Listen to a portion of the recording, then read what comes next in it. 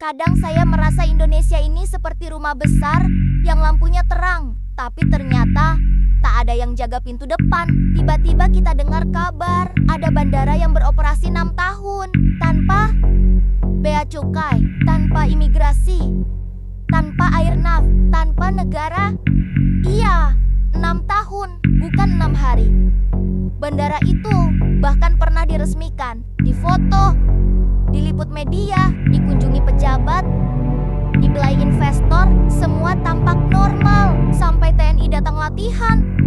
Yang ternyata bukan latihan, itu lebih mirip operasi penyadaran nasional. Dan akhirnya keluar kalimat keras itu, tidak boleh ada negara di dalam negara. Ironisnya, yang hilang bukan cuma bandara, yang hilang itu kedaulatan. Kita baru tahu setelah 6 tahun. Pertanyaannya sederhana, negara benar-benar tidak tahu atau negara memilih tidak mau tahu? Dua-duanya sama menampar, sama-sama bikin kita susah tidur. Bayangkan sebuah pintu logistik raksasa, keluar masuk barang tanpa pemeriksaan, keluar masuk orang tanpa imigrasi.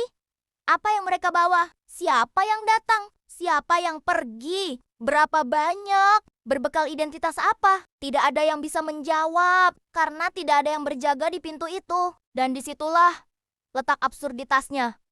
Di wilayah NKRI, ada area yang perlakuannya seperti kawasan privat negara lain, bandara versi VIP. Very invisible for the public. Lalu kita bertanya-tanya, kok bisa? Bagaimana semua izin itu lolos? Mengapa tak ada lembaga yang protes? Apa benar tidak ada yang melihat selama 6 tahun? Mungkin jawabannya ada pada satu kata, kompromi. Imam Al-Ghazali dulu pernah mengingatkan, kerusakan besar sering bermula dari kelalaian kecil. Dibiarkan sedikit, ia melebar. Didiamkan lagi, ia mengakar.